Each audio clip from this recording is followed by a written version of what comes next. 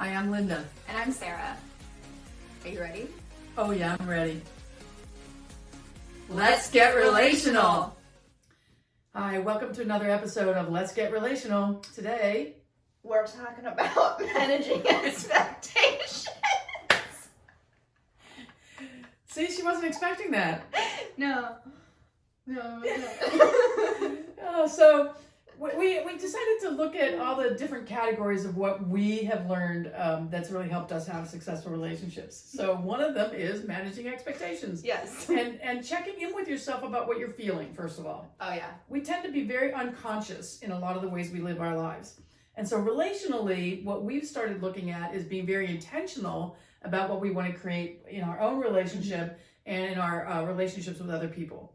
And so the thing we really looked at was examining our own expectations. And so looking at it from the perspective of individual personal responsibility first, and really diving into that and going, all right, well, if I'm not feeling good in this relationship, what am I needing to do differently? Or can something be different? You know, do my expectations need to be managed? Have I not expressed myself? Am I not really giving myself the opportunity to ask for what I want? Because maybe I don't even know what I want. I just know I don't feel good. You just feel icky in Right. your tum-tum. You just icky. Where it's just like, it's just like, you don't feel good. You don't feel comfortable. You feel, it's just not a great feeling in your body. And so you have to, when you're at the point of feeling icky, why are you feeling that? What's coming up for you? Are you resentful in a relationship? Are you feeling disappointed? Are you feeling frustrated? And if that, is it because you're not getting the attention that you want? Are you not getting to spend time with certain people? Are you not feeling a sense of intimacy that you really want? So what's coming up in what you're wanting but not getting, and why are you not getting that? Right, because the expectations of yourself and the expectations of the other person in the relationship both have to be looked at. And so, you know, part of it for us is looking at, are we on the same page? And so when we're looking at managing expectations in our own relationship, you know, Sarah lives 15 minutes away from me right now, and that's great. But that doesn't mean I'm going to show up on her doorstep unannounced. I know some parents do this to their children. She has never done this, ever. I know she will. Just not that kind of mom. I would if it was something she wanted, and it was like she had expressed a communication saying, I really wish you would just stop by sometimes. I do call and say, you know, do you want something? You know, can I do anything for you? That kind of thing. Or if I mention I want Taco Bell, she'll be like, I can deliver Taco Bell for you. There are days I do things like that. Yeah. The other day she was coming down to go to the grocery store, which is 3 minutes from my house. And so she wanted to see if I wanted a coffee or anything. And it was just so nice to feel like there was that. I wasn't expecting her to do anything like that. And I can hope that she'll do things like that. But if I don't express that I want it, or if I don't express appreciation when she does it, it doesn't really cement that feeling of like that we can surprise each other and do that kind of thing. So that's part of our managing our expectations, is not thinking the other person is supposed to do anything, really. I think that's kind of how we've done it. Yeah, it's just we talk, we communicate about things, and just have a conversation about like what works and what doesn't. And you know, recently she sat me down, not really, but I just gone through a breakup. And we were supposed to get back to working on this again.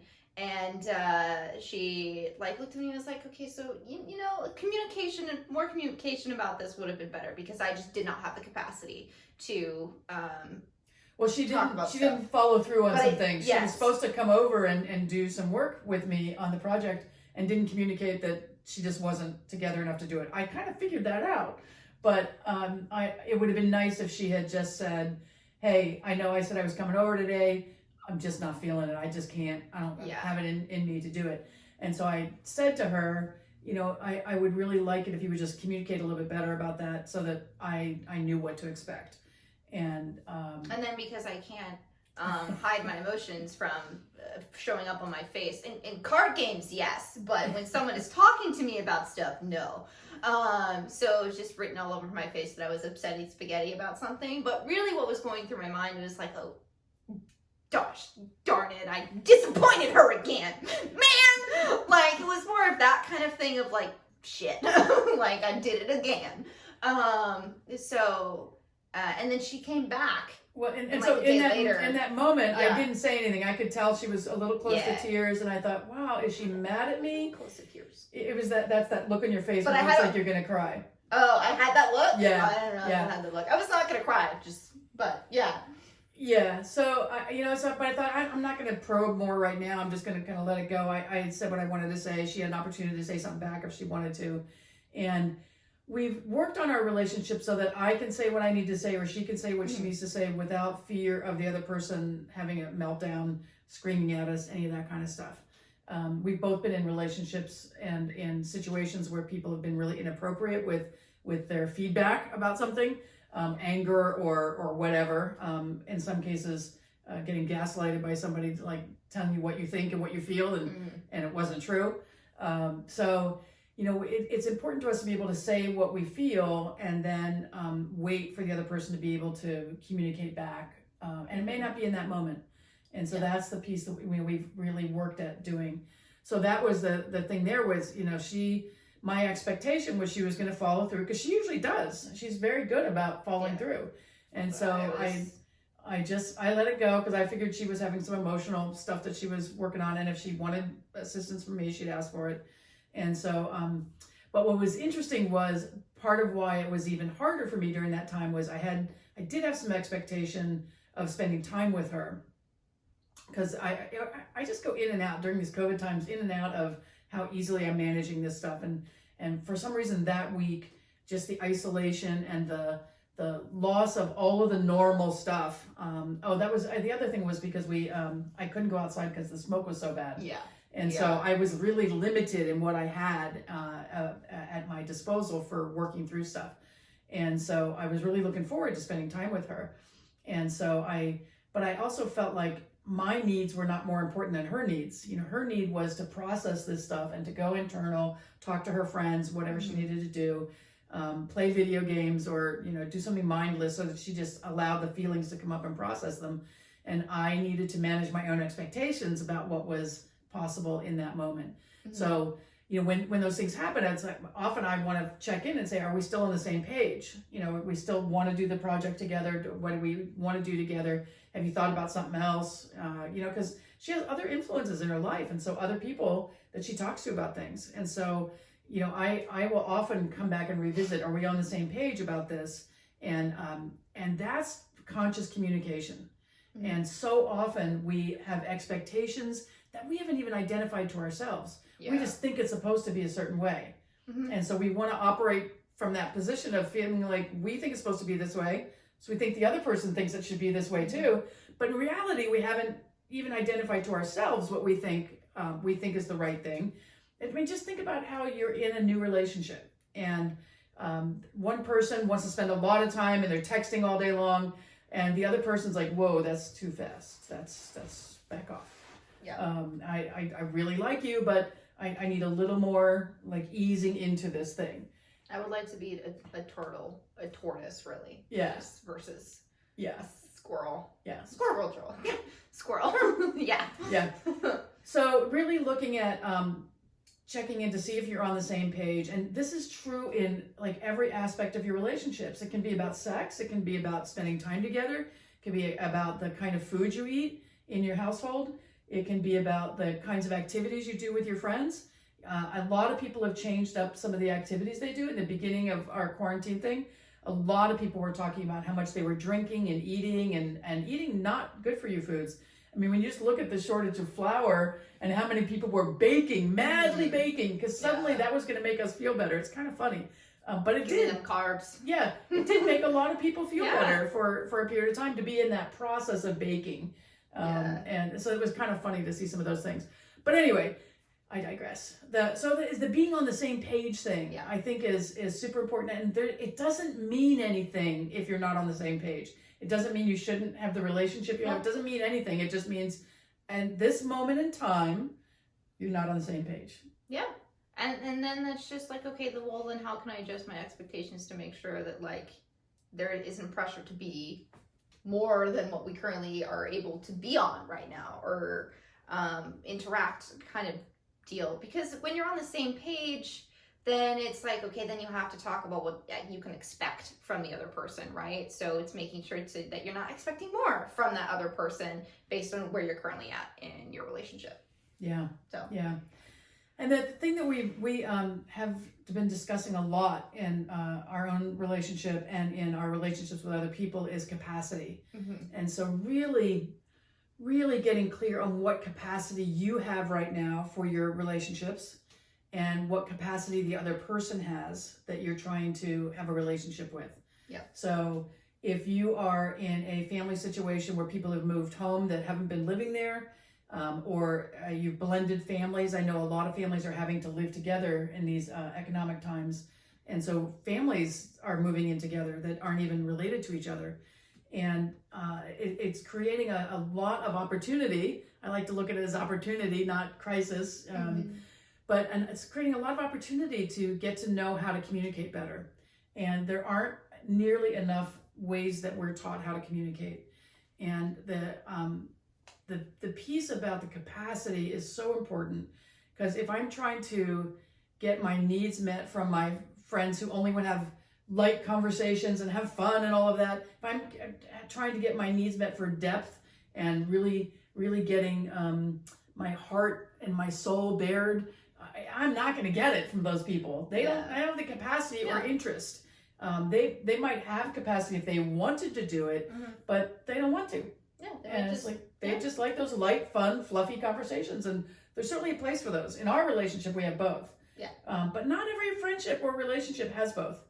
And so, you know, we've gotten super clear for ourselves and in our conversations with each other about who we can expect to get what from, and that's really been a big eye opener for both of us, I think. Yeah, the capacity is so important for not only knowing what you're able to put forth in a relationship, but also understanding what someone else is able to put forth in a relationship. For example, the breakup that I went through was really kind of based around the fact that my partner did not have the capacity to be in a romantic relationship at this point in time. There's too much going on in his life where it's just his energy and was focusing more on like dealing with like personal stuff that he was going through. And when you're at max capacity just with that, and there's only like 5% left over, you're gonna want to spend your time doing something else other than having to like be there and support and make an effort to like do something with someone else when your capacity is just like completely blown over with other stuff. And so for that, it was just like, okay, I completely understand that. Like, that was not about me, you know, that was not my fault. It was not my doing. He just didn't currently have the capacity to be in a romantic relationship. Cool, we'll be friends. So it's understanding that sometimes people aren't going to have the capacity to be the kind of person that you want them to be in your life at this time. And that is not about you. That is not your fault. It's just what they're going through is taking up more time and energy than they have to be able to be the person that you really want them to be.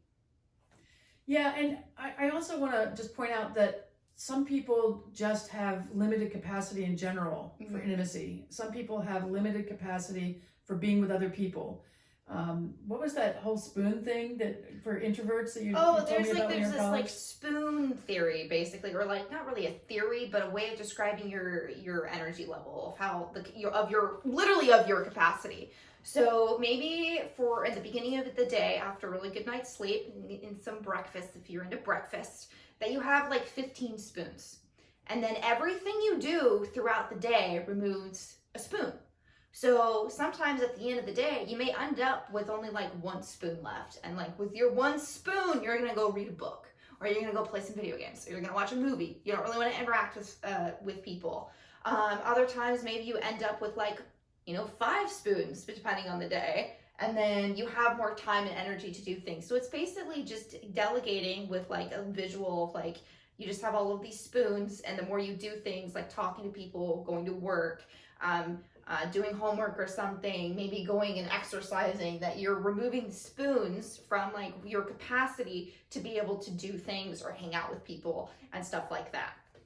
Yeah, and the thing about that that's really interesting to me is that you have to manage your own spoons. Yeah. And so, if you are a working parent, for instance, you need to keep some spoons for when you get home for your spouse and for your children. You've got to not come home totally spent and totally spoonless, because people still need your attention and your energy. Mm-hmm. And so, looking at the opportunities to connect with people during the day and to have deep connections with the people you live with in the evening is overwhelming for a lot of people right now.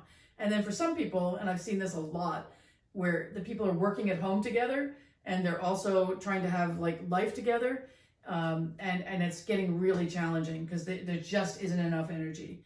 So part of it is giving people a pass during these times. That's one of the things that we've talked about a lot, is not having super big expectations of people and being reasonable about what can happen, and also asking for what you want. And so the thing is to really look at emotionally, is that person capable of giving you what you want? Do you have any experience of them having given you that kind of attention before? Or, if there may be somebody you really enjoy spending time with and you'd love to hike with every week, but they have 7 different people that they hike with, so it's rare that they can fit you into the rotation. Mm-hmm. And I've got a few friends like that. It's like when I've initiated trying to do something, it's like, well, I would love to, but I don't think I have an opening for 6 weeks. It's like, okay, well, let me know if you have a cancellation. It's like getting into a doctor's appointment. Mm-hmm. And so I realized that I couldn't keep tapping on the shoulder of the person who had no capacity for me. And so it was like, well, why do you keep asking the same people who don't have time for you? And it's really easy to make it about you and make it that there's something wrong with you, that they don't want to spend time with you. And the truth is, they've made other commitments, mm-hmm. and it doesn't have anything to do with you. And it might have something to do with you. They might not enjoy your company, but why are you tapping on that all the time? Why are you asking them all the time? Mm-hmm. And you really have to look at where you're doing that in your life, I think. Like, where are you tapping on the door of someone who has no capacity for anything? To give at all, and even to have a fun, light conversation. They just, mm-hmm. they're spent. They just can't do it. Yeah, but it's just being able to understand where someone's capacity at also allows you to not expect more from them. So in my main group of friends from high school, actually, yeah, known them from high school, still my best friends. One of them is busy all the damn time. All the time. Like, if you want to hang out with this dude, you have to book him like 4 weeks in advance, if not more, to like spend like literally like 2 hours together. But because that's just how he rolls, he's working all the time. He has a lot of like, he's much more extroverted, so he knows a lot of people. So he's divvying his time up between like spending his time with other people in his life. So it's like, very early on, I understood this kid's busy all the time.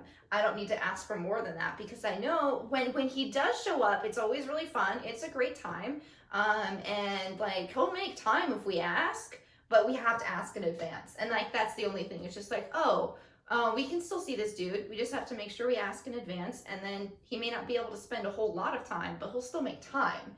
It's just, he's already committed to other things. And it's just knowing that and not expecting him to make a whole lot of effort to, set aside all of this time and these other people that he's like more in common contact with. Yeah. So.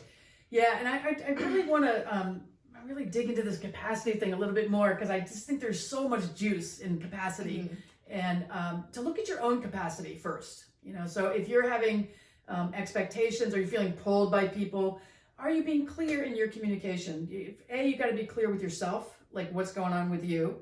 Mm-hmm. And then if you're trying to get something from somebody else and you're not getting it, like what is internally, what are you yearning for? What's really coming up for you that you're still knocking on this door of this person that just isn't there? Like if you were totally only wanting to do spontaneous things, that particular friend would not be someone you could do them with. Nope. So if you had, your whole life was doing spontaneous things and his whole life is being busy, that you probably aren't going to meet anywhere. No.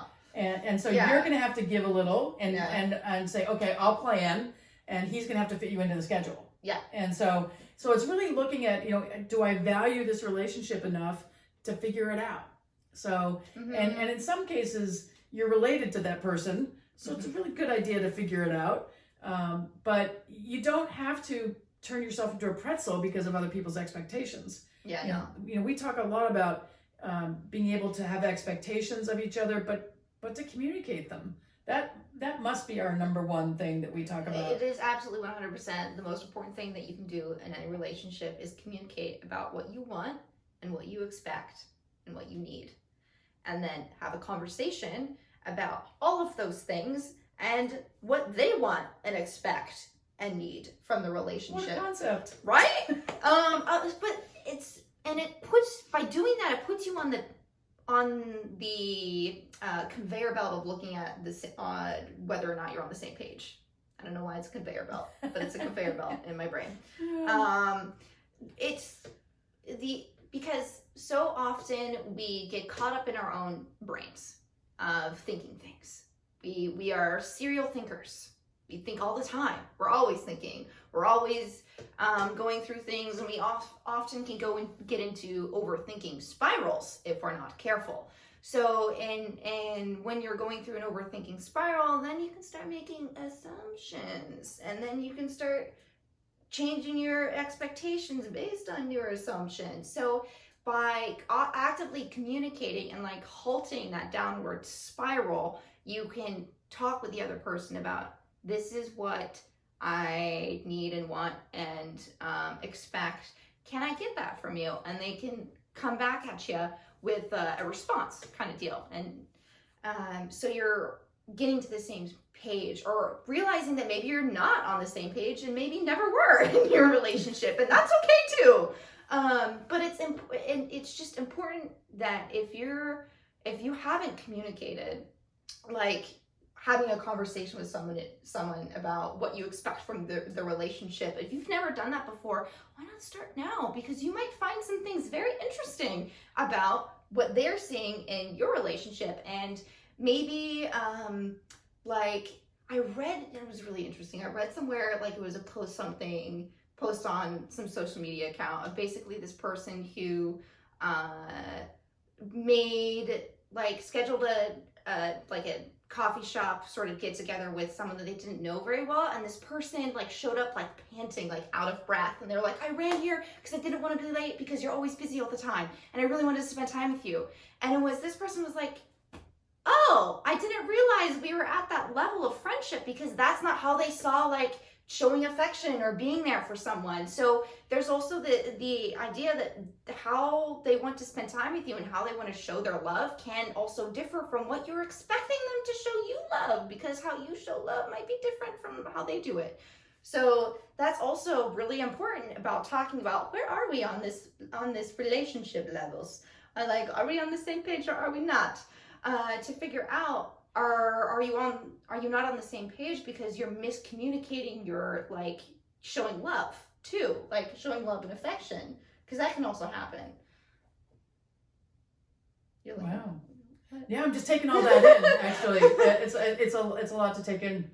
But the capacity thing is in every single relationship. Yeah. And what you were just describing is, there's capacity in my friendships. I have capacity for certain kinds of friendships at this stage in my life.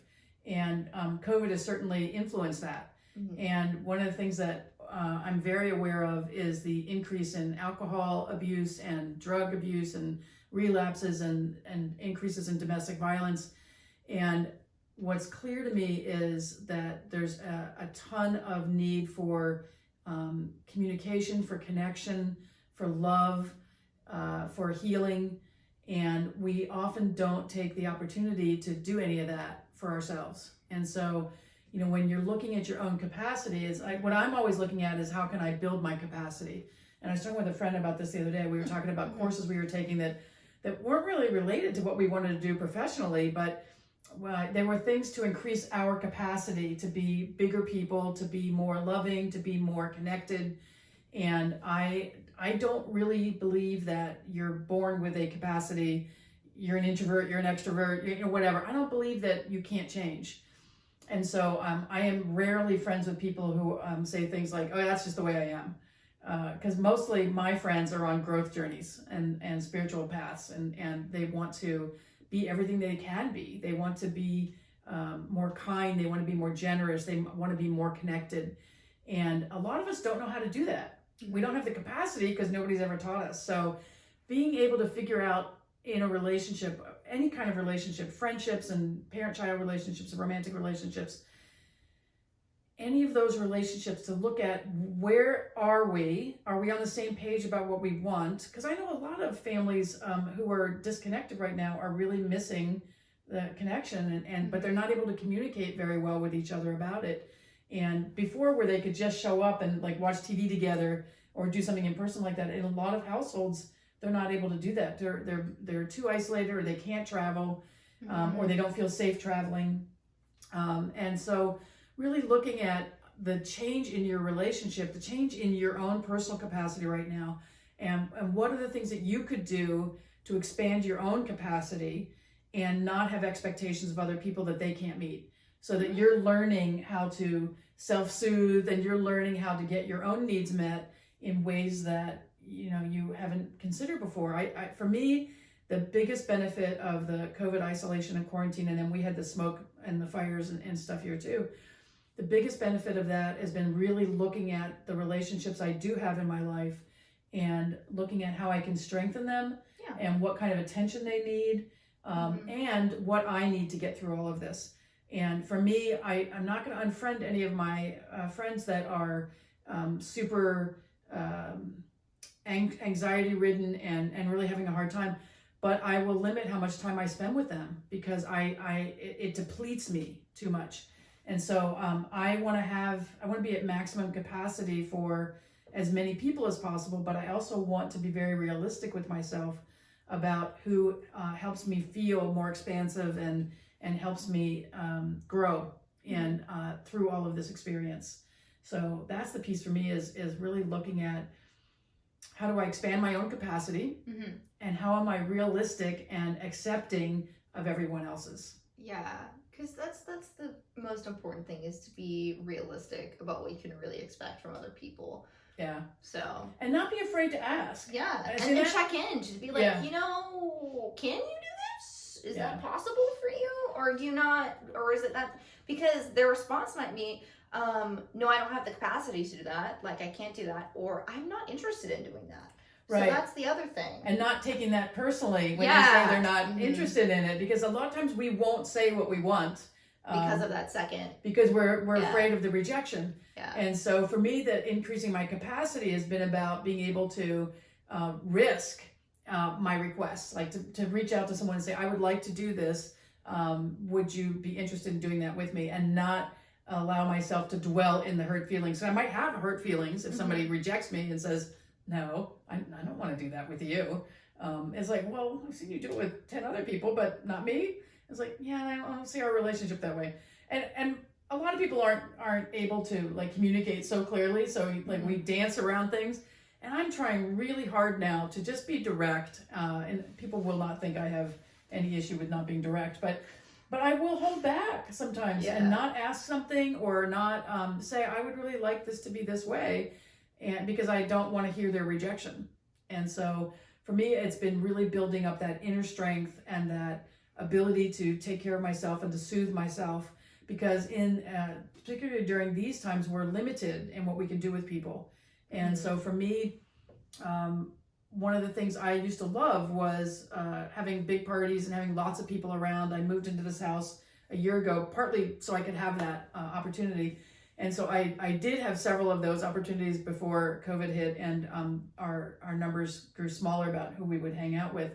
And it's really made me look at my capacity for intimacy and my capacity and interest in smaller group kinds of activities. And I realized that for me, the big events are easy. You know, you're hosting, you're always busy, you're doing something, you can't get into too much of a conversation because you're just flitting from one thing to another. You know, do I have enough ice out? Do I have enough drinks? Is there enough food?